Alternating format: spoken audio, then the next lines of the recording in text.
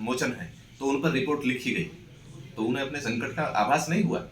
अगर वो बाबा हैं तो देश में सीमा पर रोज सैनिक मरते हैं, आतंकवादी घटनाओं में सैनिक मरते हैं, धार्मिक स्थलों पर रोज कोई ना कोई आपदा होती, आए दिन आपदाएं होती रहती हैं, वहां लोग मरते हैं, धार्मिक श्रद्धालु मरते हैं। जोशीमठ पर दरार आ गई, कितने लोग, धार्मिक स्थल भी वैसे हो गए। केदारनाथ में जो हमारा एक धार्मिक स्थल था, वहाँ उस पर भी बड़ी मुश्किल से बचा है। तो हो रहे हैं, तो अगर ये संकट मोचक है तो इन्हें उस चीज का आभास नहीं हुआ? जी, सुहानी शाह भी एक आर्टिस्ट हैं, वो बताती हैं ये एक आर्ट है, लेकिन सुहानी शाह को उन्होंने तत्पर निष्क्रिय कर दिया है और उन्होंने कहा है कि सुहानी शाह एक होंगी, मुझे परवाह नहीं है, लेकिन उनका जो दरबार है वो आज भी बड़ी ताकत से बढ़ता जा रहा है। क्या कहेंगे? जहां जिस देश में, अभी मैंने बताया था कि सामाजिक, आर्थिक और राजनीतिक और शैक्षणिक अधिकारों पर बात ना हो, सामाजिक, आर्थिक, राजनीतिक और शैक्षणिक रूप से जागृति ना हो, अधिकार विहीन बनाया जाए, तो वहां पर बेचारे जो भुखमरी के कगार पर हैं, गरीब लोग हैं, तो वो लोग हताश निराश होकर कहाँ जाते हैं? धर्म की अफीम को चाटते हैं। जी। और ऐसे चमत्कारी बाबा जो एक आशा और उम्मीद के नाम पर, आशीर्वाद के नाम पर उनका आर्थिक शोषण करते हैं, और बहुत सारी जगह तो शारीरिक शोषण भी करते हैं। इसका एक प्रमाण है कि आज जेलों में बाबाओं की तादाद, उनके लिए स्पेशल सेल बन गए। जी। सजा हो रही। जी, सुहानी शाह और दोनों इन बाबाओं को किस नज़र से देखते हैं आप? ये जो सुहानी साहब है, उसने देश से पाखंडवाद को दूर करने का प्रयास किया है।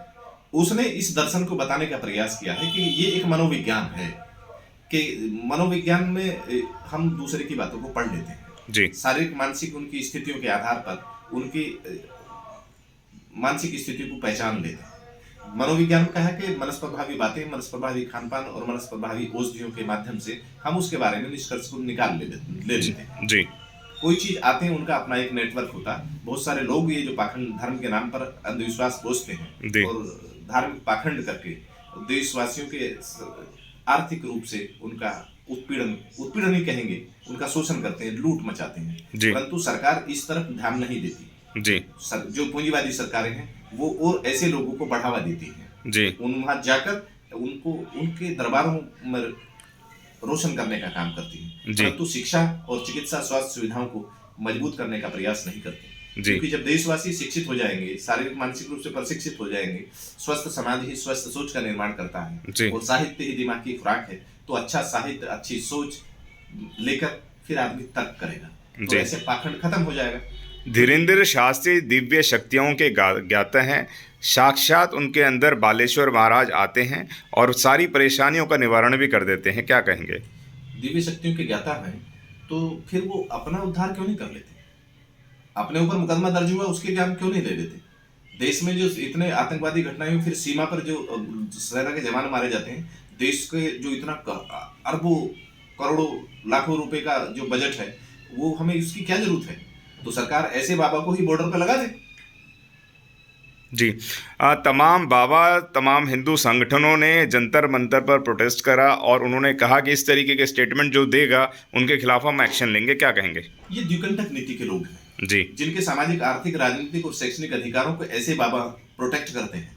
ऐसे लोग और जिनके सामाजिक, आर्थिक, राजनीतिक और शैक्षणिक अधिकारों को छीनते हैं जी, उन्हें विशेषाधिकार होने का आभास दिलाते हैं जी, तो वो अपने विशेषाधिकार अर्जित करने के लिए ऐसे बाबाओं के लिए समर्थन में आते हैं। जी। यही द्विकंटक नीति है जी। अपने लिए विशेषाधिकार अर्जित करना, दूसरे के मानवीय अधिकारों को, संवैधानिक अधिकारों को छीन लेना, उनसे मानवीय सोच का भी अपहरण कर लेना, उनका बौद्धिक हरण करना जी, यही एक षड्यंत्र है द्विकंटक नीति के नाम जी।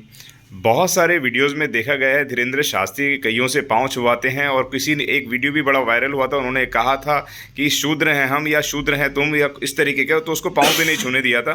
क्या कहेंगे?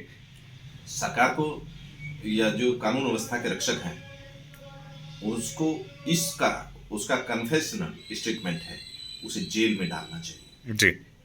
जो अपराधी सोच का व्यक्ति है जी, वो संत कैसे हो सकता है जी, वो बाबा कैसे हो सकता है जी, वो धार्मिक कैसे हो सकता है? धर्म का मतलब है, धर्म में जीवन है, धर्म में जीवन का सार है, धर्म में जीवन के कुछ निश्चित रीति नीति और सिद्धांत हैं जिन्हें धारण करके, धैर्य से धारण करके मानव हित और मानव अधिकारों को सुनिश्चित किया जाता है। परंतु जिसकी सोच ही मानसिक रूप से विकृत है, आपराधिक है, जिसका आशय ही ऊंच नीच पर आधारित है, जी। वो बाबा या संत नहीं हो सकता। जी। जिसके विचारों में ही समता, समानता और स्वतंत्रता की बात हो, जी। ऐसा व्यक्ति एक आपराधिक सोच का व्यक्ति है, जी। मानसिक विकृत सोच का व्यक्ति है।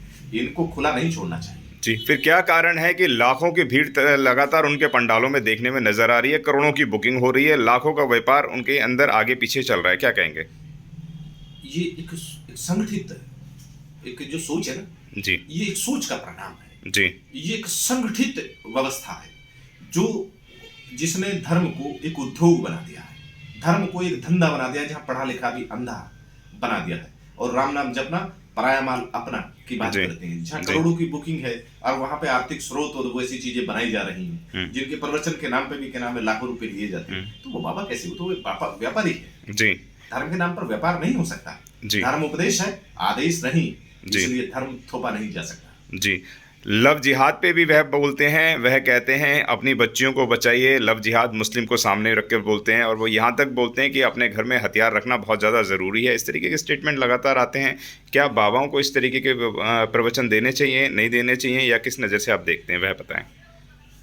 ये कोई भी धार्मिक व्यक्ति लव जिहाद को इशारा करता है कि जन्म और जाति के नाम पर किसी को सुरक्षित करना, जी।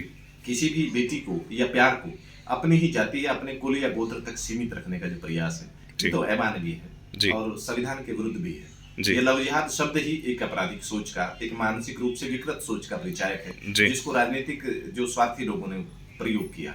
ये बाबा अगर कोई ऐसी बात करता तो ये राजनीतिक एजेंडे को संचालित करने वाले राजनीतिक पुजारी हैं, साधु संत सन्यासी नहीं। ऐसे नफरत के शैतान है जो स्त्री को, उस स्त्री से उसके विशेषाधिकारों को छीनता है, उससे आत्मनिर्णय के अधिकार को छीनता है जो संविधान ने उसे दिए हैं।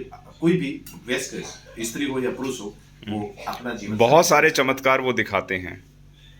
सबसे बड़ा एक यही चमत्कार है आज जो चल रहा है, साम्राज्यवादी या पूंजीवादी जो ताकतों द्वारा धार्मिक पाखंडवाद के नाम पर, कि संविधान द्वारा जो देश के सामाजिक, आर्थिक और राजनीतिक, शैक्षणिक रूप से जो पिछड़े लोग थे, वंचित समाज के लोग थे, उनको जो समता, समानता और सामाजिक न्याय के आधार पर जो आर्थिक संसाधन मिले, शिक्षा, चिकित्सा, स्वास्थ्य सुविधाएं मिली, रोजगार मिली, इन्हें कैसे छीना जाए, इन्हें दोबारा से कैसे धर्म के धंधे में फंसाकर, धर्म की अफीम के नाम पर चटाकर और निजीकरण के नाम पर शिक्षा, चिकित्सा, स्वास्थ्य सुविधाएं जो इन्हें मिली हैं, जो रोजगार मिले हैं, उन्हें निजीकरण के नाम पर कैसे उन्हें हड़पा जाए। ये क्या कहना चाहेंगे? आखिरी सवाल आपसे रखेंगे। जो ऐसे बाबाओं के चक्करों में पड़ते हैं लोग, पूरे देश दुनिया के लोग आपको सुन रहे हैं। देश में ये मानव अधिकार है, प्रकृति ने हमको अधिकार दिए हैं जन्म के साथ ही, कि जो सबको समता, समानता और स्वतंत्रता के आधार पर मिला है, कि जीने का अधिकार है, हमारा भी है। शिक्षा, चिकित्सा, स्वास्थ्य सुविधाएं और रोजगार पर अधिकार हम सबका है। ये देश हम सबका है, तो हमें मजबूत, बलवान और शिक्षित, प्रशिक्षित होने का हक है। इसलिए सरकार को संविधान के अनुसार पाखंडवाद और अंधविश्वास को दूर करने के लिए शिक्षा, चिकित्सा, स्वास्थ्य सुविधाएं सबको देना चाहिए। औद्योगिक उत्पादन या सार्वजनिक उपक्रमों को बढ़ावा देना चाहिए, जिसके रोजगार मिले और देश स्वावलंबी बने, न कि देश से औद्योगिक उत्पादन को खत्म करना और सार्वजनिक उपक्रमों को निजीकरण करके से लोगों से रोजगारों को छीनना और जाके सिर्फ विदेशी चंद पूंजीपति कंपनियों को या एमएनसी कंपनियों को, अडानी अंबानी के एजेंडे को प्रोटेक्ट बनाकर या टैक्स के नाम पर लूट मचाने के लिए, अपनी कमीशन खोरी करने के लिए, अपने राजनीतिक चंदे बनाने के लिए लोगों को बेरोजगार बनाना, देश की पूरी अर्थव्यवस्था को ही तबाह कर देना। आज देश का औद्योगिक उत्पादन नहीं है, देश में उद्योग नहीं लग रहे हैं, इसलिए देश में बेरोजगारी की व्यवस्था निरंतर चरम स्थिति पर जा रही है। धन्यवाद सर। अगर आपने अभी तक हमारा चैनल सब्सक्राइब नहीं किया है तो सब्सक्राइब करें और घंटी का बटन बिल्कुल भी दबाना ना भूलें, ताकि सभी लेटेस्ट खबरें पहुंच सकें आप पे सबसे पहले।